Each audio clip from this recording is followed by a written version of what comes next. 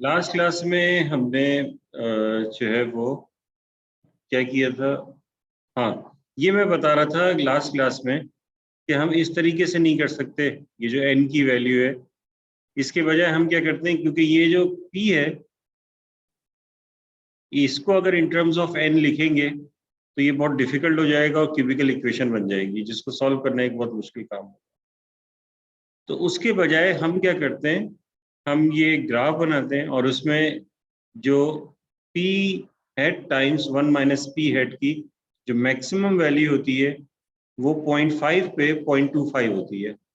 तो हम एक या तो ये करते हैं कि ये मैक्सिमम वैल्यू 0.25 ले लेते हैं, या फिर ये एजुकेटेड गैस होता है। तो एजुकेटेड गैस करते हैं पीजी की वैल्यू, तो पीजी हेड ये गैस वैल्यू कहलाती है पीजी, बल्कि एजुकेटेड गैस कहलाता है ये। तो ये हम जो है या तो ये कर लेते हैं, तो ये तो नॉर्मली जब क्वेश्चन दिया होगा तो पीजी हेड जो है ये आपसे कहा जाएगा कि आपको दिया हुआ होगा कि आप ये वैल्यू है और इसके बगैर, और नहीं हो तो मैं रिकमेंड करता हूँ कि ये 0.25 आप लीजिए और उसके जरिए जो है वो n की वैल्यू निकाल लीजिए, ठीक है। या फिर वो डिपेंड करता है कि क्वेश्चन में क्या कहा हुआ है। क्वेश्चन में जैसे कहा होगा उसी तरीके से हम जो है इसको करेंगे। तो ऐसा कोई क्वेश्चन हम निकालते हैं एक्सरसाइज का, ठीक है। ये चीज़ें हमने देख ली थी। अब इसमें हमने जो है वो मार्जिन ऑफ एरर तो निकाल ही लिया था। मार्जिन ऑफ एरर के बाद अब जो है ये देख लेते हैं कि चैप्टर ये 12 है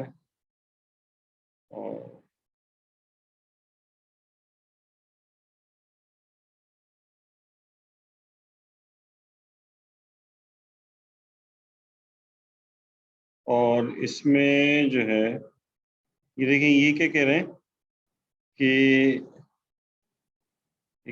एक्सरसाइज में से क्वेश्चन ले रहा हूँ मैं।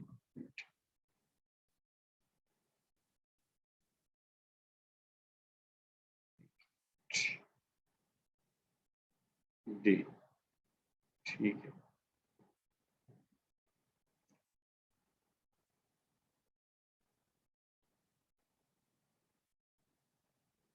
हम्म,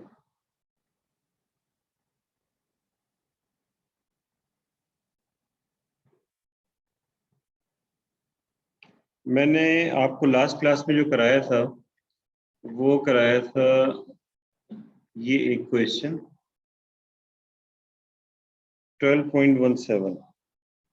12.17 अच्छा इसका कराया था और इसकी असम्पशंस हमने देख रही थी जिसमें वेरीफाई हो रही थी, वो हमने जो है कर लिया था। अब उसके बाद कह रहे हैं कि फाइंड द कॉन्फिडेंस इंटरवल।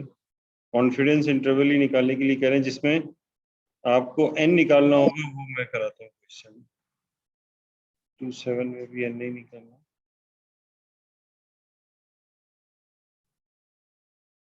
अच्छा देखें, यहाँ पर एक क्वेश्चन जो है वो मैं यहाँ से कॉपी कर लेता हूँ।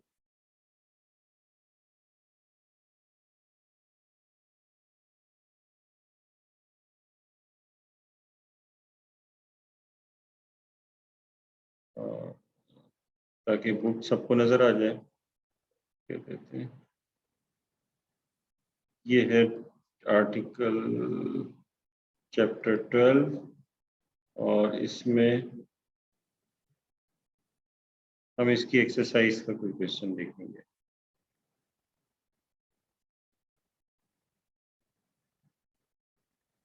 तो देखिए, हम ऐसा करते हैं कि ये देखते हैं, करेंगे in each part A to C we have given a likely range for the observed value of a sample proportion P hat, ठीक है।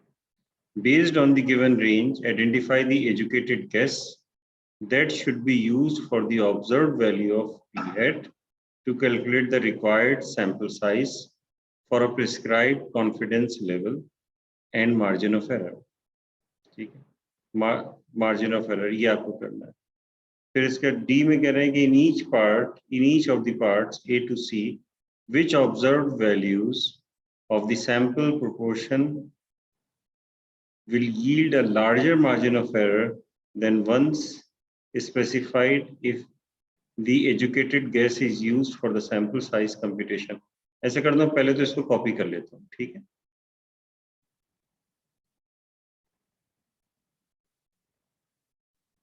इसको हम कॉपी करते हैं यहाँ पर,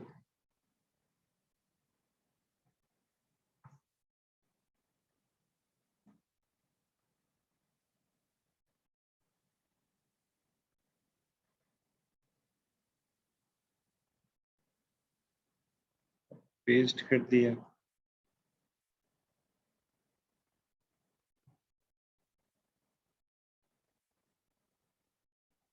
ठीक है, ये क्वेश्चन मैंने, ठीक, ये ऐसे लिखा हुआ है तो इसका अंदर पी हेड है। कॉपी करने में बाज़ औक़ात जो है वो थोड़ा सा जो है वो आगे पीछे जो है वो हो जाता है, तो इस तरह से ये हमारे पास आ गया।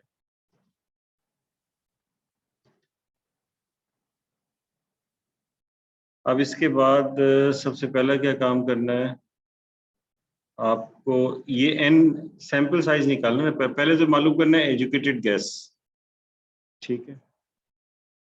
अच्छा, एजुकेटेड गैस जो है वो आप किस तरीके से जो है वो लेंगे। अब एक मिनट, इसको मैं P टाइम 1 माइनस P, ये वैल्यूज हैं। अब P हेड की वैल्यूज जो है ये दी हुई है 0.2 से 0.4 तक, ठीक है।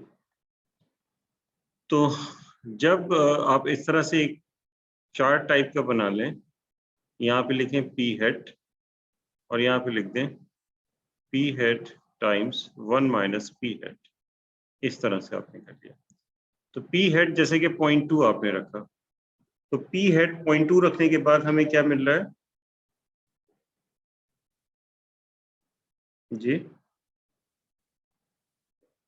P हेड या कैलकुलेशन करके कोई बता देना। यहाँ 0.2 रखेंगे या 1 माइनस रखेंगे तो कितना आ जाएगा सर? 0.16 सर। फिर ऐसा करें कि 0.3 सर इसमें हम आपने जो कहा था सर, इसमें जब हम 0.25 नहीं ले सकते हैं कि वो हाईएस्ट होती है 0.24। हाँ नहीं, ये तो वो निकालने के लिए, एन निकालने के लिए नहीं कह रहा है इसमें। इसमें कह रहे हैं कि ओके सर, कह रहे हैं कि identify the educated guess that should be used for the observed value of p hat to calculate the required sample size for a prescribed confidence level and margin of error, बस, ठीक है। तो अब ये क्या हो जाएगा? सही सर जी, 0.21 हो जाएगा और 0.4 पे क्या हो जाएगा?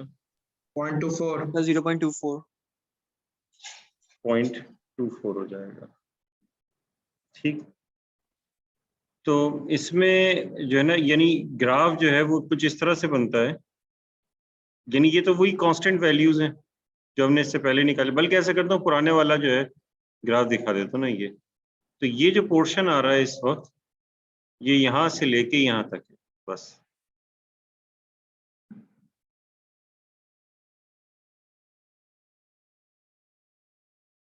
जी, तो वही तो पढ़ा रहा हूँ मैं। तो अब देखिए, इसमें सबसे बेहतर जो है वो कौन सी वैल्यू है। तो इसमें ये करते थे कि हाईएस्ट वैल्यू हम ले रहे होते थे, तो इसमें सबसे बेहतर कौन सी वैल्यू आपको नजर आ रही है? 0.4 नजर आ रही है, क्योंकि 0.4 पे ये सबसे ज्यादा वैल्यू दे रहा है ये प्रोडक्ट। तो यहाँ भी जो है ना हमने 0.4 पे देखा था, तो इसमें एजुकेटेड गेस जो है सर ये 0.25 पे नहीं दे रहा, 0.5 पे नहीं दे रहा सर, 0.25 आ रहा है 0.5 पे। 0.5 बेहतर नहीं होगा? अरे भाई, ये इन्होंने क्वेश्चन देखे ना, ए पार्ट सॉल्व कर रहे हैं इसका। ए अच्छा पार्ट में कह रहे हैं कि पी हेड 0.2 से 0.4 है, इनमें से जब ये पी हेड हो तो फिर मैं समझा, हम पूरे एक साथ एजुकेटेड कर गेस रहे हैं। क्या होगा। सही सर। तो ऐसी सूरत में जो सबसे ज्यादा वैल्यू आ रही है पी 0.25 आ रही है, और वो किस पे आ रही है? वो हम लेंगे ए पार्ट में, ये लेंगे हम किस पे? 0.4 पे। जी भाई, ये बात समझ में आ गई? अच्छा, अब इसके बाद कह रहे हैं जी कि सर। 0.2 और लेस, 0.2 और लेस, बजाय इसके कि मैं टेबल बनाऊं, मैं इसी को देख लेता हूं ना बनाया हुआ। 0.2 और लेस का मतलब है कि ये हैं वैल्यूज सारी। अब इसमें हाईएस्ट वैल्यू किस पे आएगी? 0.2 पे आएगी। 0.2 तो पीजी हेड किस पे हो जाएगा? 0.2 हो जाएगा। इसी तरह से कह रहे हैं कि 0.4 और ग्रेटर, तो 0.4 और ग्रेटर जो है, यानी कि 0.4 से लेके ये सारी बड़ी वैल्यूज, तो इसका मतलब ये रेंज आएगी। तो इसका मतलब है कि सबसे बड़ी वैल्यू किस पे आ रही है? इस जगह पे आ रही है 0.25। 0.5 तो 0.25 पे कौन सी वैल्यू है? 0.5।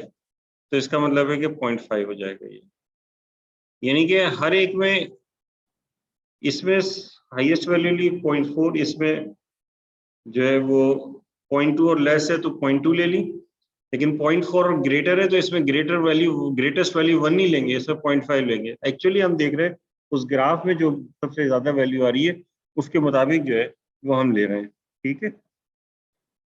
तो इस वजह से जो है वो हम जो है वो इस तरह से वैल्यू लेते हैं इन ईच पार्ट। एक बात समझ में आ गई? हमने निकाला नहीं है, लेकिन सिर्फ ये कह रहे थे कि एजुकेटेड गेस कौन सा लें, कौन सा।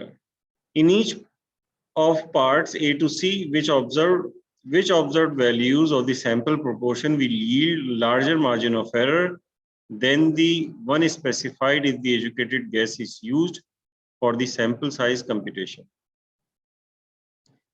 ठीक है, तो क्वेश्चन ये कि A to C जो हमारे पास पार्ट्स हैं, which observed value of the sample proportion larger margin of error, तो कौन सी जो है वो ज्यादा मार्जिन ऑफ एरर प्रोड्यूस करेगी, ठीक है, then the one specified is the educated guess is used for the sample size।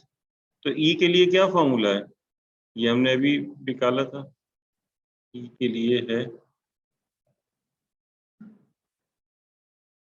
Z alpha by 2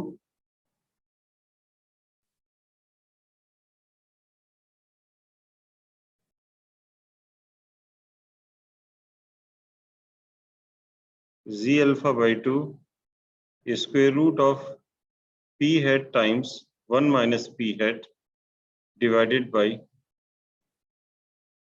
N, ठीक है। तो कह रहे हैं कि विच ऑब्जर्व वैल्यू ये P hat है, ये ऑब्जर्व वैल्यूज दी हुई हैं, जैसे 0.2 से 0.4 तक ये ऑब्जर्व वैल्यूज हैं, यानी कि जैसे कि P सर ये hat चैप्टर 12 वाला है ना? जी चैप्टर 12 ही पढ़ा रहा हूँ। जी जैसे कि ठीक है। P hat आपको दिया हुआ है 0.2, P hat 0.3, P hat 0.4, ये सारी क्या कहलाएंगी? ऑब्जर्व वैल्यूज कहलाएंगी, ठीक है। तो ये कह रहे हैं कि which observe values of the sample proportion will yield a larger margin of error than the one specified if the educated guess is used for the sample size computation, ठीक है। तो अगर जो हम जो है PG यूज करते हैं तो उसके मुकाबले में जो है वो कौन से पार्ट में जो है ऑब्जर्व वैल्यू जो है वो ज्यादा मार्जिन ऑफ एरर देगी। तो जाहिर है कि अगर ये प्रोडक्ट ज्यादा होगा तो ज्यादा मार्जिन ऑफ एरर देगी, ये तो डिपेंड करता है ना इस प्रोडक्ट के ऊपर। P हेड, तो हम जो है जो एजुकेटेड गेस ले रहे हैं, तो P head times 1 minus PG head, ये अगर जो है वो ज्यादा होगा तो फिर जो है मार्जिन ऑफ एरर ज्यादा होगा, अदरवाइज मार्जिन ऑफ एरर कम होगा। तो अगर आप ये देखेंगे इसमें 0.5 जो होगा, 0.5 और ग्रेटर कह रहे हैं ना, तो इसमें अगर आप जो है P की वैल्यू 1 रख देंगे तो फिर तो मार्जिन ऑफ एरर तो 0 ही हो जाएगा, क्योंकि यहाँ पर आप 0 आ जाएगा जवाब इसका। समझ में आ रही है बात? इसका जवाब जो है वो 0 आ जाएगा। और अगर हम जो है वो मार्जिन ऑफ एरर जो है वो क्या कहते हैं उसे, मार्जिन ऑफ एरर क्या करेंगे, मार्जिन ऑफ सॉरी P जो है वो अगर आप रखेंगे 0.4 तो 0.4 से क्या होगा, इसका कम आएगा। ये बात समझ में आ रही है आप लोगों को? मैं इसके नहीं सर, ये रिपीट करता है सर प्लीज। इसके आंसर्स भी चेक कर लेता हूँ।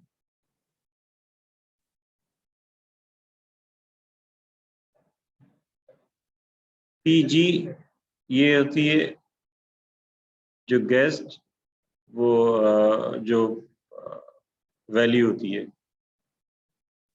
P की, यानी प्रोपोर्शन जो गेस्ट वैल्यू होती है वो आ जाती है।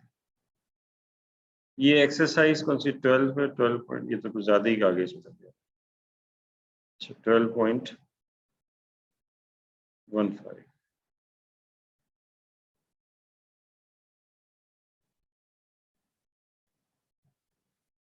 तो A का आंसर तो ठीक है, हमने क्या लिखा था 0.4। B का आंसर जो है वो है 0.2, ठीक है। C का आंसर 0.5 लिखा था हमने, तो ये भी ठीक है, ठीक है। तो अब जो है वो क्या कहते हैं उसे, इसके बाद D में जो है वो आपसे कह रहे हैं, तो कह रहे थे कि अच्छा ये कह रहे हैं in each parts A to C which observed values of the sample proportion will yield a larger margin of error than the one specified if the educated guess is used for the sample size computation। अच्छा sample size ये देखें, ये इस तरह से होता है ना,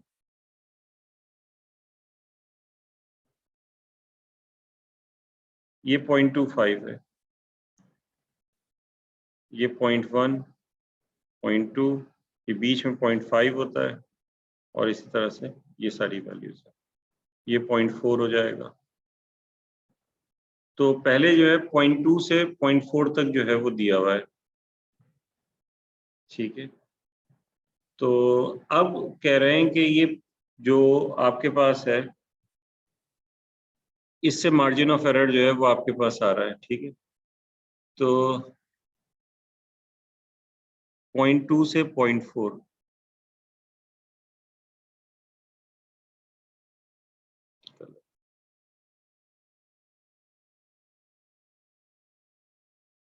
तो आपने यहाँ पे P हेड की वैल्यू 0.2 से 0.4 तक है, जो यहाँ पे दी हुई है 0.2 से 0.4 दी हुई है, ठीक है। अब इसके बाद जो दूसरी जो है वो अब आपसे कह रहे हैं कि which observed values of the sample proportion will yield larger margin of error than the one specified। आपने एजुकेटेड गैस के लिए क्या किया था 0.4 लिखा था इसमें से, ठीक है। एजुकेटेड गैस के लिए 0.4 लिखा था।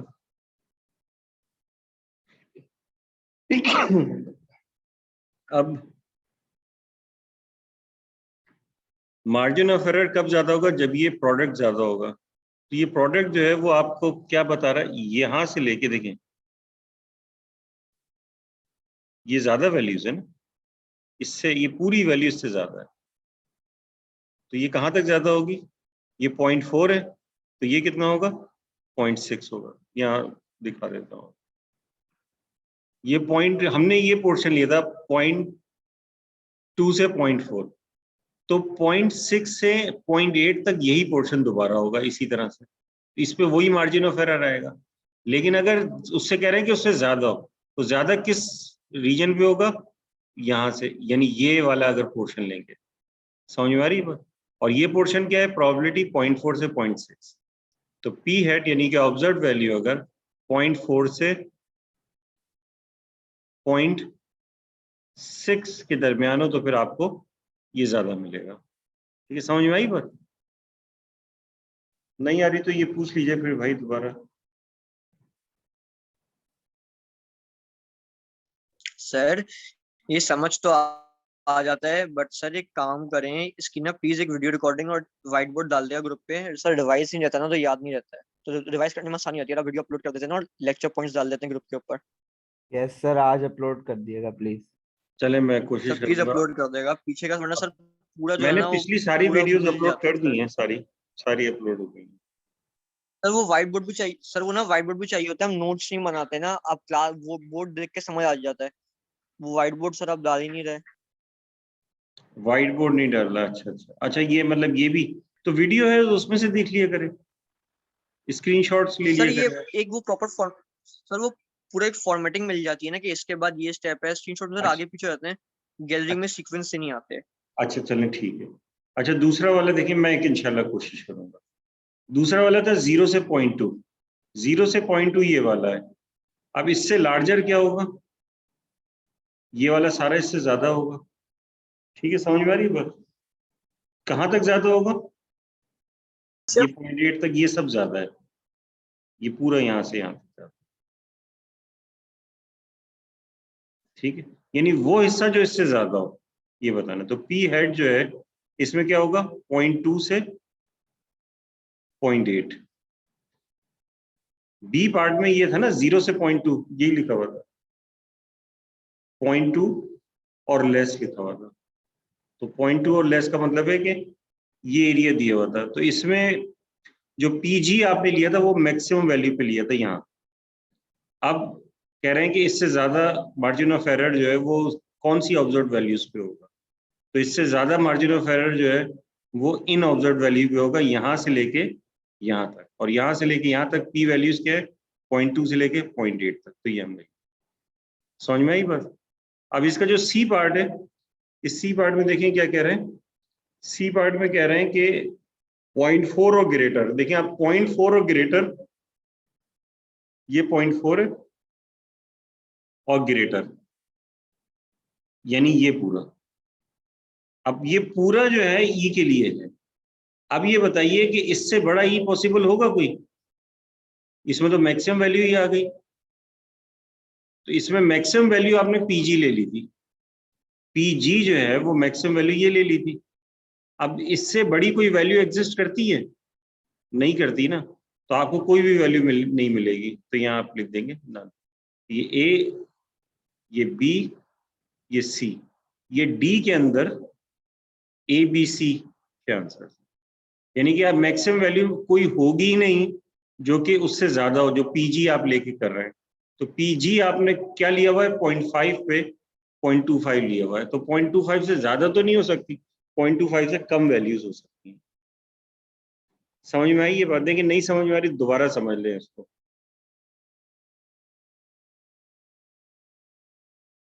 कोई कुछ बोल ही नहीं रहा, इसका मतलब है कि मैं समझूं कि, मतलब मुझे सर तो ये समझ आ गया। समझ आ गया, यही समझू ना।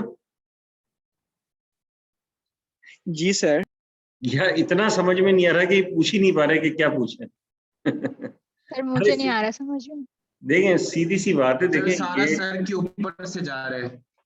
अरे भाई देखें ये जो है ये आपको लास्ट क्लास में कराया था ना। पार्ट समझ बिल्कुल भी नहीं आया, पार्ट डी बिल्कुल भी समझ नहीं आया सर। अच्छा ये पार्ट डी समझने के लिए जरूरी है कि आपको ए बी सी समझ में आना चाहिए। ठीक है, साफ सुथरी डायग्राम यहाँ वो पे। भी सर थोड़ा उसमें थोड़ा है, उसमें कंफ्यूजन, लाइक क्या रहे हैं जी, समझ नहीं आ रही। देखें एक बार फिर डायग्राम यहाँ बना देता हूँ दोबारा, नहीं समझ में आ रहा तो दोबारा समझ लेंगे हम, कोई बात नहीं।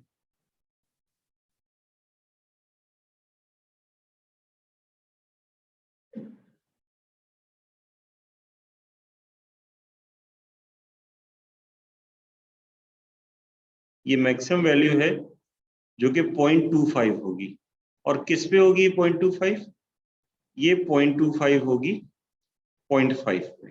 ठीक है, जब P, ये P है हेड, और इस एक्सेस पे हमने लिखा हुआ है P head times 1 minus P head की वैल्यू, और जो E कैलकुलेट हम कर क्यों रहे हैं? ये तो इन्होंने पूछा है तो कर रहे हैं ना भाई, क्वेश्चन पूछा है इन्होंने। अच्छा सही है सही। कह रहे हैं कि in each parts A to C we have given a likely range for the observed values of a sample proportion P hat. Based on the given range, identify the educated guess that should be used for the observed value of P hat to calculate the required sample size for a prescribed confidence level in level and margin of error. तो इसके लिए जो n होता है वो हमारे पास एक तो वो होता था 0.25 वाला, और दूसरा होता था PG hat times 1 minus PG hat times square root of, नहीं इसमें क्या आता था, Z अल्फा बाई 2 ओवर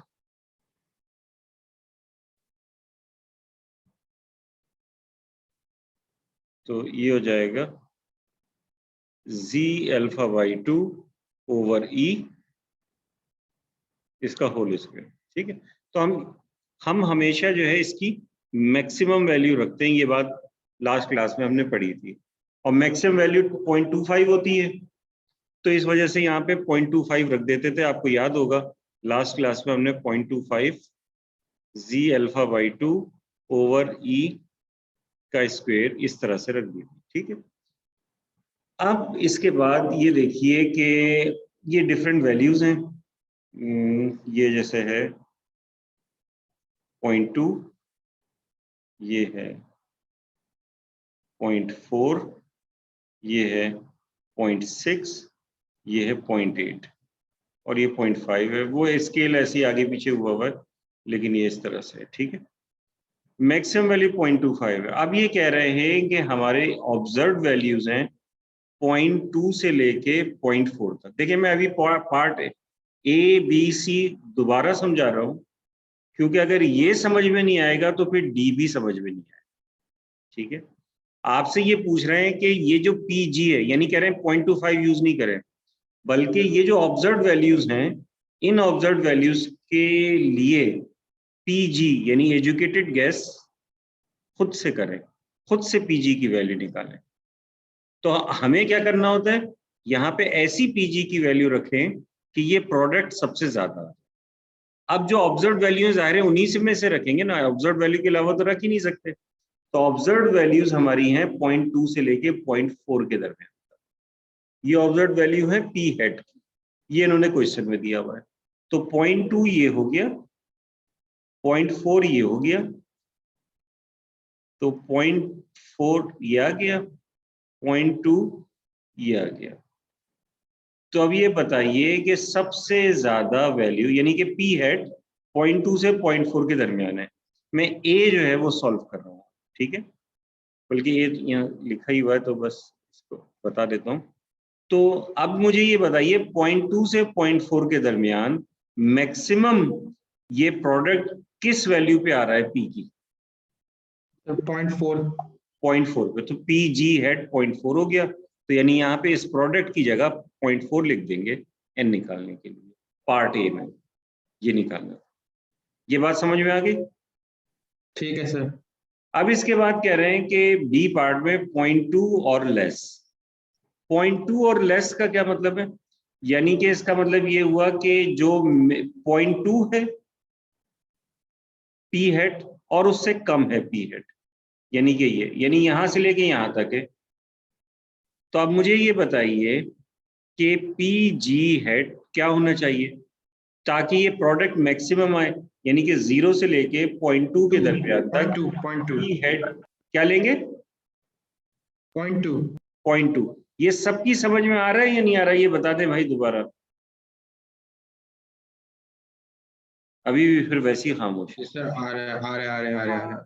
चलिए ठीक है। अब इसके बाद जो है सी पार्ट, ये बहुत अच्छा हुआ सी पार्ट दे दिया, वरना आपको ऐसा लगता है आखिरी वाली वैल्यू लेनी है। सी पार्ट में कह रहे हैं 0.4 और ग्रेटर। 0.4 ये वैल्यू है पी की, और पॉइंट और ग्रेटर का मतलब है यहाँ पूरे यहाँ तक। तो यहां से लेके यहां तक जो है ये कर्व, ये पूरा कर्व है। ठीक है, तो हम पीजी इसमें से कौन सा लेंगे जिस पे मैक्सिमम वैल्यू हो इस प्रोडक्ट की? तो 0.4 से अबव, 0.4 और अबव मैक्सिमम वैल्यू किस पे आ रही है ये बताइए आप। 0.5 सर। 0.5 पे मैक्सिमम आ रही है 0.25, तो पी जी हेड ये हो जाएगा 0.5। ये समझ में आ गया तीनों पार्ट्स? जी सर। अब डी करना है, डी में यही तीनों दोबारा करने हैं, लेकिन अब क्या कह रहे हैं, अब देखें समझ लें इसे फिर दोबारा से। In each of parts A to C which observed values of the sample proportion will yield a large margin of error than the one specified if the educated guess is used for the sample size computation। यानी कि जो educated gas आपने use किया है, ठीक है ना, educated gas हमने यूज किया है, उससे उसके मुकाबले में ई मार्जिन ऑफ एरर ज्यादा चाहिए। देखिए अगर एजुकेटेड गेस यूज किया, जैसे पीजी 0.4 यूज किया है, तो 0.4 पे ये प्रोडक्ट कितना आएगा, ये आएगा 0.25, ठीक है, 0.25 आ जाएगा, तो इससे मार्जिन ऑफ एरर आएगा। अगर ये इस प्रोडक्ट की जगह 0.24 है, सॉरी प्रोडक्ट 0.24 है, अगर इस प्रोडक्ट की जगह 0.24 से बड़ी वैल्यू रख देंगे तो क्या होगा, ई ज्यादा आएगा कम आएगा? फिर कम आएगा। भाई क्या हो गया, न्यूमरेटर बढ़ा रहे हो तो फिर कम होगा या बढ़ेगा कुछ? अगर आप बढ़ाएंगे वैल्यू न्यूमरेटर में, P head times 1 minus P head, ये जो वैल्यू है बढ़ेगा। इस वैल्यू को बढ़ाएंगे तो ये ई बढ़ेगा ना भाई, ठीक है। ई कहाँ लिखा हुआ है सर? ये लिखा ना भाई, अच्छा ये सही है, सही है, सही। ई जो है ये, लेकिन सर इस लिमिट नहीं हो जाएगी।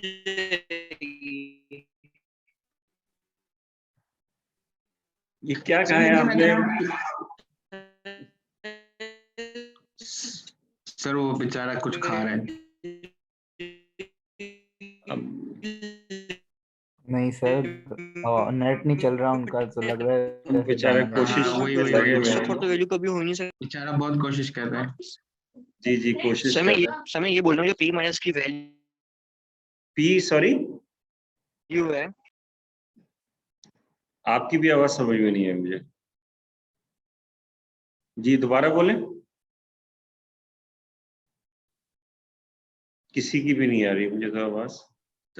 सर जी जी, अगर हम पी हैट को बढ़ाएंगे 0.5 से ग्रेटर, तो जो प्रोडक्ट है P hat into 1 minus P hat वो 0.24 से कम आ रहा है। कम आ जाएगा ना, यही तो मैं बताना चाह रहा हूँ। जब पी हेड चेंज करते हैं तो ये प्रोडक्ट कम या ज्यादा होगा। तो ये हम अभी इसकी बात ही नहीं कर रहे हैं, हम बात ये कर रहे हैं कि ये प्रोडक्ट अगर बढ़ेगा तो ई बढ़ जाएगा, ये प्रोडक्ट कम होगा जी तो ई सर। कम हो जाएगा, ये मैं समझाना चाह रहा हूँ। जी ठीक सर। है, ये समझ में आ गई बात? प्रोडक्ट बढ़ने से ई बढ़ेगा, प्रोडक्ट कम होने से ई कम हो जाएगा, ठीक है। ठीक है सर। अब इसके बाद देखें पार्ट डी में ए, ये कह रहे हैं कि ऑब्जर्व वैल्यू थी 0.2 से 0.4, लेकिन पीजी कह रहे हैं कि पीजी से ज्यादा ई आए। अब पीजी जब रख रहे हैं तो इस प्रोडक्ट के अंदर आ रहा है 0.24, ठीक है, रूट के अंदर 0.24 आ रहा है। अब ये कह रहे हैं कि ऐसा कौन सी ऑब्जर्व वैल्यू होनी चाहिए कि इसके मुकाबले में ज्यादा ई आ जाए। तो जाहिर है कि जब हम 0.254 से ज्यादा रखेंगे तो हम ये बताएंगे कि 0.24 कहाँ से कहाँ तक होगा। तो देखिए 0.4 पे ये 0.24 है, जैसे ही 0.4 से पी बढ़ाएंगे तो ये 0.24 से बढ़ जाएगा, और 5.5 पे मैक्सिमम होगा 0.25, फिर दोबारा कम होना चलो शुरू होगा, और 0.6 पे दोबारा 0.24 हो जाएगा सर दोबारा। तो इसका मतलब ये हुआ कि 0.4 से ज्यादा अगर पी हेड होगा तो ई पी जी हेड के मुकाबले में ज्यादा आएगा, और 0.6 से कम होगा तो जो ई है वो पी जी हेड के मुकाबले में ज्यादा आएगा। ये करना था, अब समझ में आई बात? Yes sir. P G hat E के मुकाबले में ज्यादा आएगा। पी जी हेड नहीं, पी जी हेड जब 0.4 था तो उस वक्त जो ई आया था, अब अगर हम पी हेड 0.4 से 0.6 के दरमियान रखेंगे तो अब ई ज्यादा आएगा, ई ज्यादा आएगा, ठीक है ठीक है। ठीक है, पीजी के मुकाबले में, यानी पीजी रखने के मुकाबले में। अब बी पार्ट देखिए, बी पार्ट में कह रहे हैं 0.2 और लेस। तो बी पार्ट ये था कि 0.2 ये है और लेस ये वैल्यूज, तो ये सारी वैल्यूज, तो पीजी आपके पास क्या था सबसे बड़ा वाला 0.2, तो इसका मतलब है कि यहाँ पे ये पीजी 0.2 रखने से कितना आया था, 0.2 रखने से 0.16, तो यहाँ पर वैल्यू 0.16 थी जिससे ई आया था जब पीजी हमने 0.2 रखा था, ठीक है, ये वैल्यू 0.16 है। अब ये कह रहे हैं कि ऐसा कौन सा इंटरवल हो पी हेड के लिए कि जिस पे ई ज्यादा आ जाए। तो ई ज्यादा उस वक्त होगा जब इसके अंदर आप 0.16 से बड़ी वैल्यू रखेंगे। तो 0.16 किस पे आ रही थी? 0.2 पे। 0.2 से बढ़ जाएंगे तो बड़ी वैल्यू आती रहेगी। कहां तक बड़ी वैल्यू आती रहेगी? 0.8 तक। 0.8 पे भी 0.16 आएगी। और तो इसका मतलब है यहां से लेके यहां तक होना चाहिए। तो पी हेड 0.2 के बाद शुरू हो और 0.8 से पहले खत्म हो जाए। तो उन तमाम जगहों पर जो है वो ई ज्यादा आएगा बनिस्बत कि आपने पीजी हेड रखा। ठीक है, ये बात समझ में आ गई? जी सर। अब इसके बाद सी पार्ट देखें। सी पार्ट में कह रहे हैं कि 0.4 और लेस। तो अब 0.4 और लेस जब रखा था तो पीजी आपने 0.5 निकाला था। 0.4 और ग्रेटर। 0.4 और ग्रेटर, सॉरी, जब 0.4 और ग्रेटर रखा था तो पीजी आपने 0.5 निकाला था। तो जब पीजी आपने 0.5 निकाला है तो आपके पास जो है पीजी 0.5 निकालने से यहां पर जब रखा है तो ई मैक्सिमम आ रहा है। अब 0.25 से बड़ी तो कोई वैल्यू हो ही नहीं सकती। तो इसका मतलब ये हुआ कि ऐसा कोई पी हेड आपको लेस मिल ही नहीं सकता जो लेस PG, तो इसका मतलब है कि ये एग्जिस्ट नहीं करेगी। तो ना आप लिख दीजिए कोई ऐसा पी हेड नहीं। लेस देन नहीं होगा, पी हेड लेस देन किससे लेस देन होगा? 0.5 से लेस। 0.5 से लेस होगा तो ई कम आ जाएगा। हमें तो ई बढ़ाना है। अच्छा अच्छा, बढ़ाने, ठीक है, ओके ओके। ठीक है, तो ये हो गया टॉपिक खत्म। सर जी, बाकी तो फॉर्मूले में सर रखना तो अगर कोई पॉइंट मसला नहीं है। जी अल्फा बाई 2 और ई दिया हुआ है, निकाल लेंगे। ठीक है, बाकी तो कोई सब उसका नहीं है। जी आप कहिए। सर अगर 0.4 और लेस होता तो क्या होता? कहाँ पर? ये 0.4 और लेस होता ना तो ये हो जाता 0.4 और लेस, ये सारी वैल्यूज। तो सर इससे हम 0.4 भी पीजी, हो सकती ना तो फिर पीजी ये हेड वैल्यू निकालते, वो पीजी हेड निकालते 0.4, तो यही वाली चॉइस आ जाए, यही वाला आ जाता ए। क्योंकि 0.4 और लेस में मैक्सिमम वैल्यू 0.4 पे 0.24 आती, तो इससे बड़ी वैल्यूज ये वाली सारी होती। तो 0.4 से 0.6 हो जाता। इसका आंसर भी फिर ये होता। ठीक है, चलिए सर, आज क्लास यहीं पे डन करें। क्यों भाई? अभी तो बहुत टाइम है क्लास खत्म होने में। अभी मैं आपको चैप्टर खत्म हो गया सर। हाँ सर, टॉपिक चैप्टर कंप्लीट खत्म हो नहीं गया हुआ, मैंने सर, ये कब कर कहा? दे, नेट भी नहीं चल रहा। इसका सर नेट नहीं। टॉपिक तो खत्म हो गया ना सर, और नेट भी नहीं चल रहा सर। टॉपिक खत्म हो गया ना, प्लीज। आप लोग जो है वैसे ही जो है वो, मैं बहुत स्लो बहुत थोड़ा सा पढ़ाता हूँ आप लोगों को। क्या मतलब सर सर, हम बहुत सबसे सारे आगे टॉपिक्स हो हैं, गए हैं मतलब सर, कि हम 11 से सर आमिर बशीर के साथ हम compete कर रहे हैं सर, वो मेरा टॉपिक मतलब। 12 तक सर। तो हाँ उनके जी साथ आमिर सर, compete वो ना बशीर करें साहब सर, वो से बहुत मेरी बात हुई थी, वो तो मुझसे ज्यादा ही उन्होंने शायद पढ़ा दिया, ये इतना ही पढ़ा है। तेज पढ़ाते हैं हाँ, सर। वो तो सर नहीं सर, वो वही सर तो जो वो मैं कह बहुत रहा पीछे ज्यादा हैं हूँ, पढ़ा वो के तो नहीं, वो अभी सवाल हाइपोथेसिस ऐसे कर रहे पूछते हैं। हैं ए पीछे फॉर है एप्पल। सब। सर वो ए फॉर एप्पल पूछते हैं, आप सर ए फॉर एप्पल नहीं पूछते। सर ए आप for A for Apple Apple पूछते नहीं हैं। पूछते ना, वो तो अच्छा चलें, इस चीज को छोड़ें। अब ये हम देख रहे हैं वन पॉपुलेशन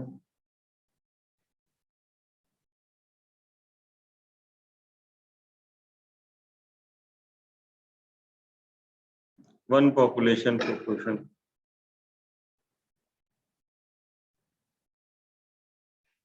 जी टेस्ट। ये नेक्स्ट चैप्टर है। नहीं भाई, उसी वही चैप्टर चल रहा है अभी तो, और बाकी है चैप्टर बहुत।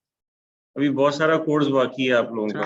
आपने तो बोला मैंने, मेरे मुंह से निकल गया होगा चैप्टर, चैप्टर नहीं मैं बता रहा, चैप्टर नहीं कह रहा, जो है वो टॉपिक खत्म हुआ था।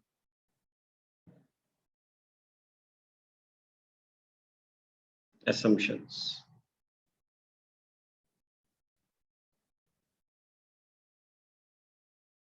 पहली, सिंपल रैंडम सैंपल होना चाहिए।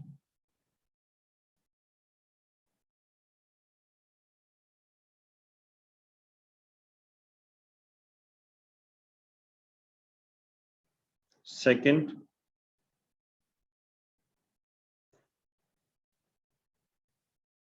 n p null and n 1 minus p null are 5 or greater. Sir ये क्या है? p null जो हम हाइपोथेसिस में लेते हैं, जैसे म्यू नल होता था ना, mu is equal to mu null होता था, तो अब यहाँ पे होगा p is equal to p null, null hypothesis. जो देखें पहला स्टेप ये होता है कि नल हाइपोथेसिस सेट करते हैं, तो नल हाइपोथेसिस हमारी होती है p इक्वल्स p नल, ठीक है। और फिर उसके बाद इसकी ऑल्टरनेट होती है कि h a p is not equal to p null, ये टू टेल है, या ऑल्टरनेटिव होगा p is less than p null. और क्योंकि हमने p के लिए किया था ना इससे पहले, जो ये p क्या है, प्रोपोर्शन है, प्रोपोर्शन जो है इसी के लिए हमने कॉन्फिडेंस इंटरवल भी कैलकुलेट किया था।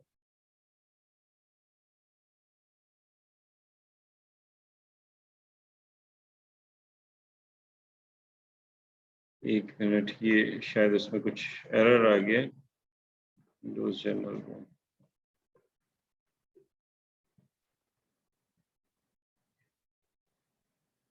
सर देखिए वो प्रोग्राम भी बता रहे कि क्लास बंद कर दें, प्रोग्राम ही बंद हो गया।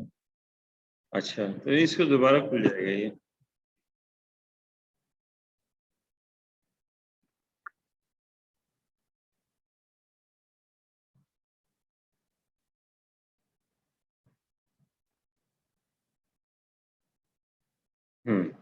अभी जो लिखा है बस वही जो है वो गायब हो गया है। तो हम कर रहे हैं वन प्रोपोर्शन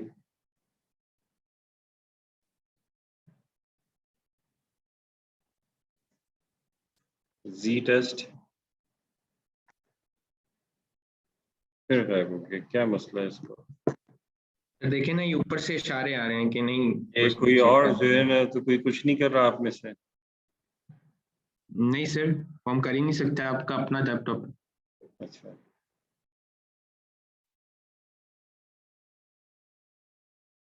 सर ये ऊपर वाले के काम है, वो इशारे दे रहे हैं कि नहीं करें।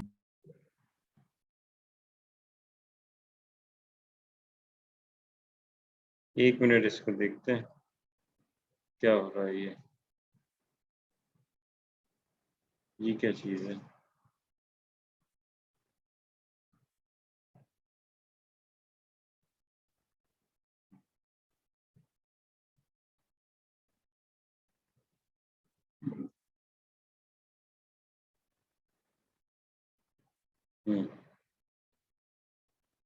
अब मैं इसको सेव करके बंद करता हूँ और फिर दोबारा से खोलता हूँ, क्योंकि ये यहाँ पे अक्सर जो है वो ऐसा होता है कि बंद करके सब कुछ खोल दे तो फिर सब कुछ सही हो जाता है। ठीक है, अब आपको जो है वो सही नजर आएगा इंशाल्लाह, होगा भी नहीं कोई मसला इसमें।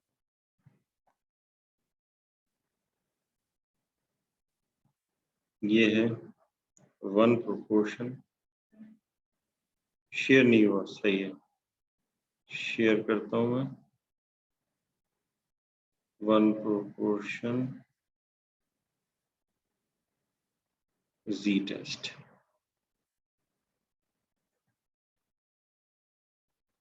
इसकी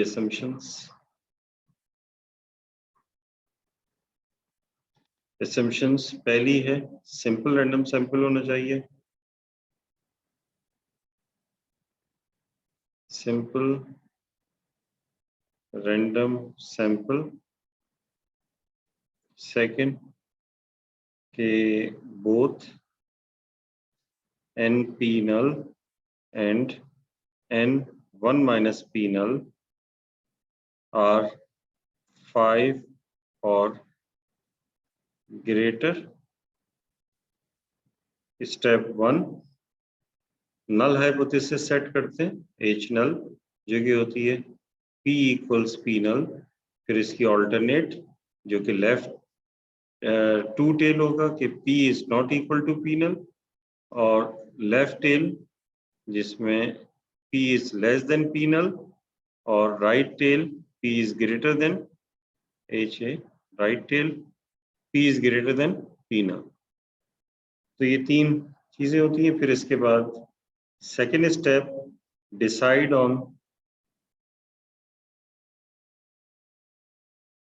on the significance level.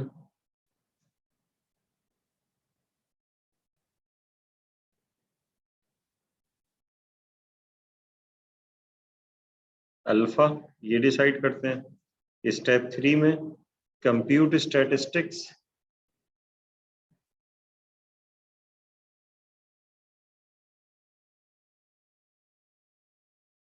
और ये हम निकालते हैं जी वैल्यू, जो कि होती है P hat minus P null divided by square root of P hat times 1 minus P hat divided by n, और इसको हम कह देते हैं कि ये जी नल आ गया। फिर उसके बाद जब ये आ जाता है तो इसका फोर्थ स्टेप होता है। इसमें दो चीजें होती हैं। पहली चीज जो है वो हम कहते हैं यानी फोर्थ स्टेप में जो है वो क्रिटिकल वैल्यू अप्रोच होगी,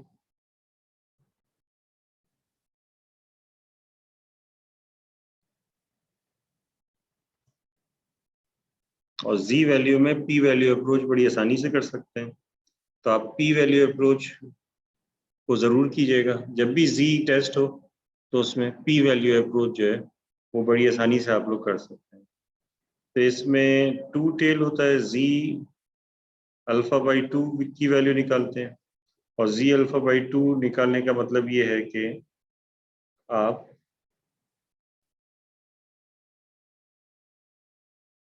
रिजेक्शन रीजन और नॉन रिजेक्शन रीजन बताते हैं।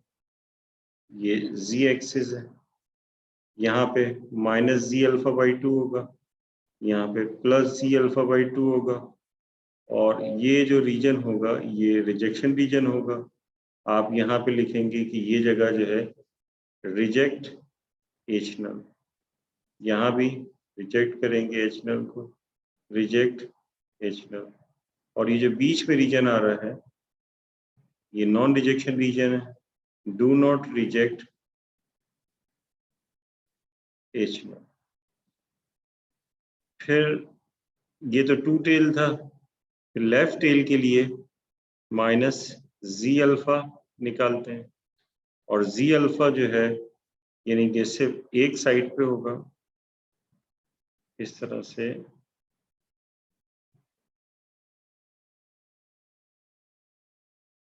ये माइनस जी अल्फा होगा, और ये रिजेक्शन रीजन है तो हम लिखेंगे रिजेक्ट एच नल, और ये नॉन रिजेक्शन रीजन है तो do not reject H null.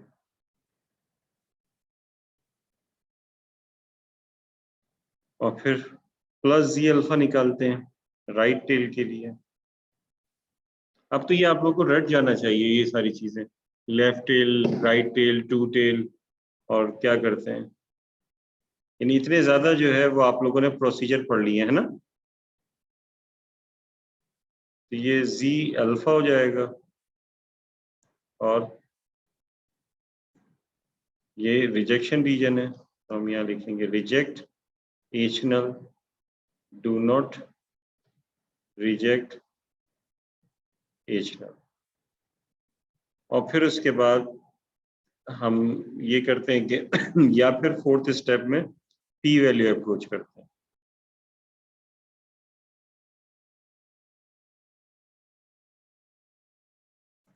P value approach में ही करते हैं कि ऑब्टेन, अच्छा ये इसमें टेक्नोलॉजी की जरूरत नहीं है, obtain P value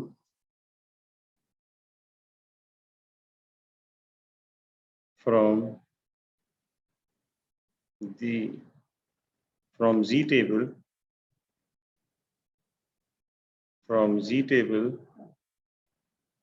using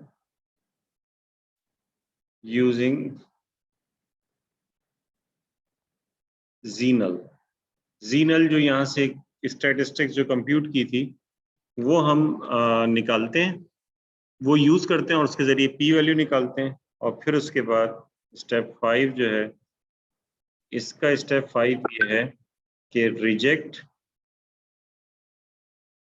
H null if Z null जो हमने कंप्यूट किया था lies in the rejection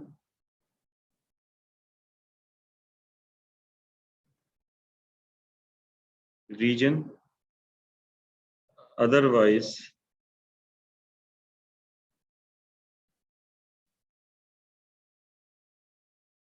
do not reject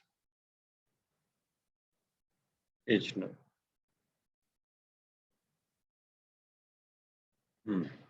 यहाँ पे पांचवा ये होता है, इफ P वैल्यू जो कंप्यूट की थी वो लेस देन अल्फा हो जाए तो रिजेक्ट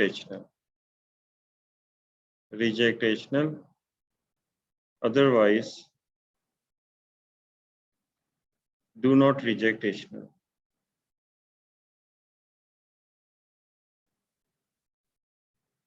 और फिर आखिर में इंटरप्रिटेशन होती है। तो इससे ऐसा करते हैं कि इसका एक क्वेश्चन करते हैं और ताकि जो है वो ये हो जाए, और फिर इसके बाद हम 2 प्रोपोर्शन की तरफ चलेंगे।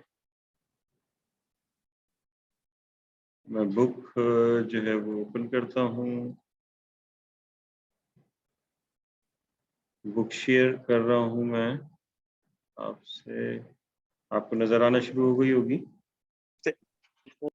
अब इसके बाद जो है चैप्टर 12 है, ये चैप्टर 12 में जो है वो है 12.2 बल्कि 12.3 देख के इसकी एक्सरसाइज में पहुंच जाते हैं।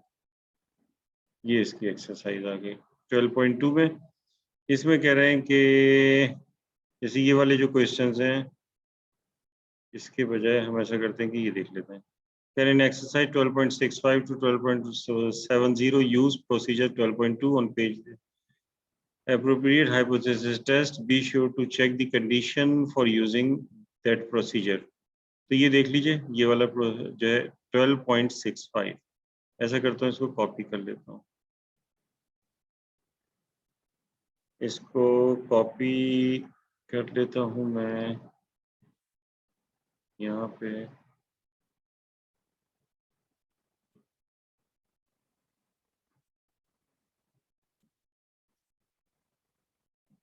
ठीक है, ये मैंने कॉपी कर लिया, आपको नजर आना शुरू हो गया होगा ये।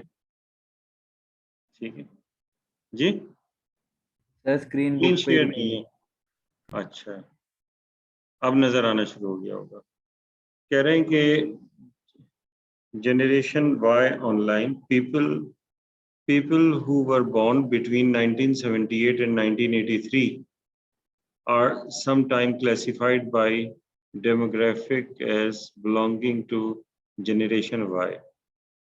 According to a Forrester research survey published in American Demographic Volume 22, page 12 of 850 generation Y web users, 459 reported using the internet to download music. तो Y generation यानी कि Y generation 78 to 83 है, तो ये जो है इसमें से 850 का सैंपल लिया गया, तो इसका मतलब है कि X जो है N जो है वो 850 है, और कोई पर्टिकुलर एट्रीब्यूट हम देख रहे हैं, और वो एट्रीब्यूट क्या है कि वो जो वेब यूजर्स हैं वो डाउनलोड कर रहे हैं क्या चीज, म्यूजिक। तो 459 reported using the internet to download music, तो X यहाँ पर है 459। तो पहले पार्ट में कह रहे हैं determine the sample proportion, sample proportion यानी कि P हेड जो कि होता है X/N, तो ये हो जाएगा 459 डिवाइडेड बाई 850। कितना होगा भाई ये?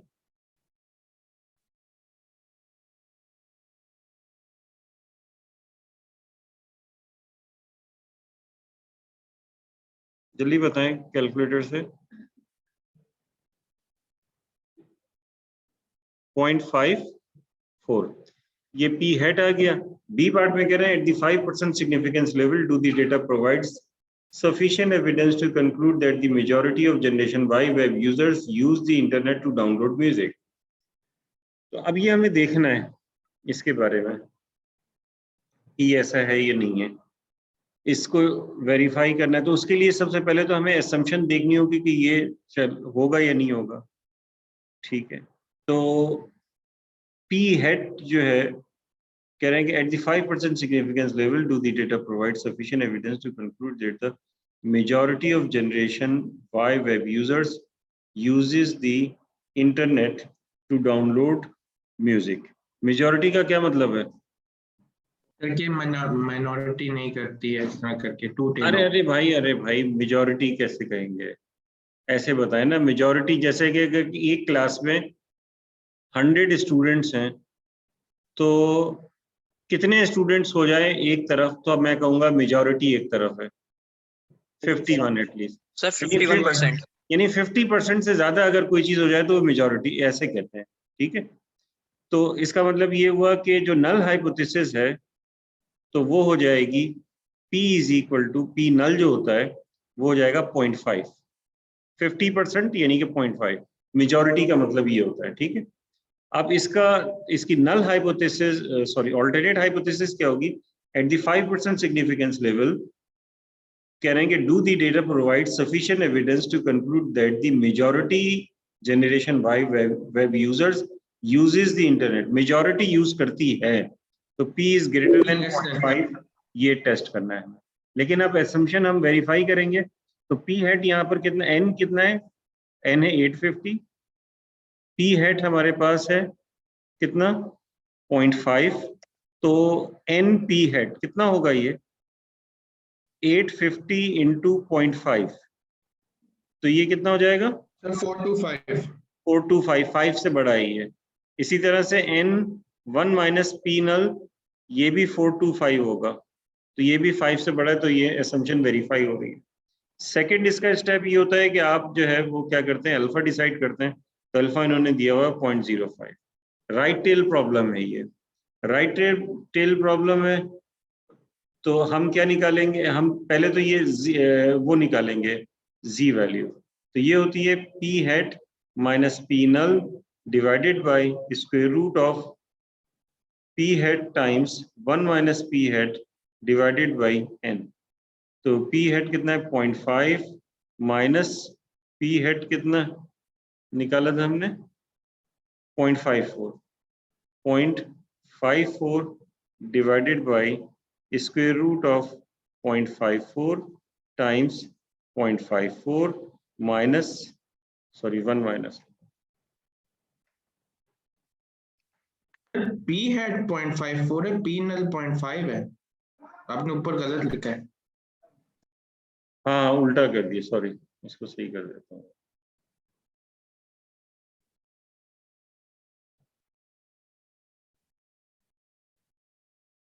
.54 माइनस 0.5। ठीक है, और ये भी देख लेते हैं फॉर्मूला सही लिखा है। ठीक है, डिवाइडेड बाई n यानी कि 850। अब बताएं क्या वैल्यू आ रही है इसकी z की?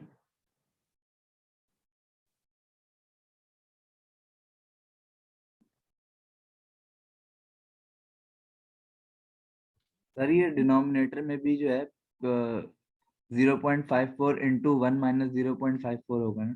54। ठीक है, इसकी वैल्यू बताइए जल्दी से।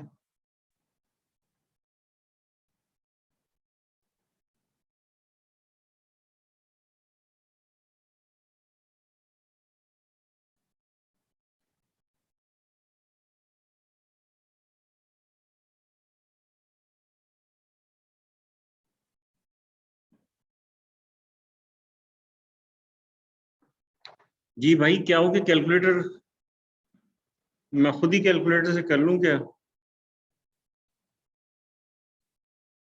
सब एक दूसरे का मेरे ख्याल से वेट कर रहे हैं। तो ऊपर न्यूमरेटर में ये हो जाएगा 0.04 divided by square root of 0.54 multiply by 0.46 bracket close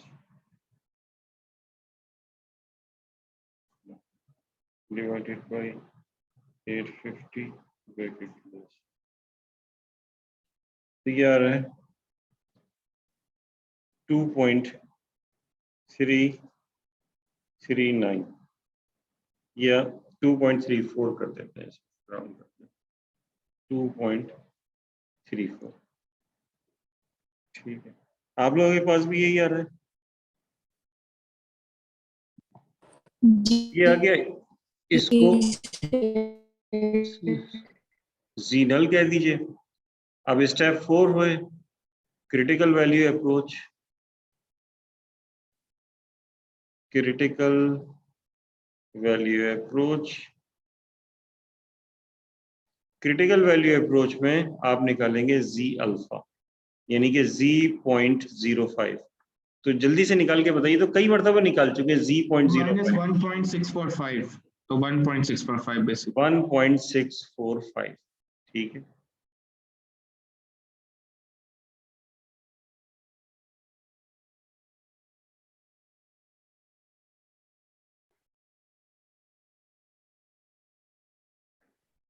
ये Z अल्फा या Z.05 ये आ रहा है 1.645। ये रिजेक्शन रीजन है और हमें क्या मिल रहा है 2.34, जो कि इसके ज़ाहिर राइट पे आ रहा है। तो इसका मतलब है कि रिजेक्ट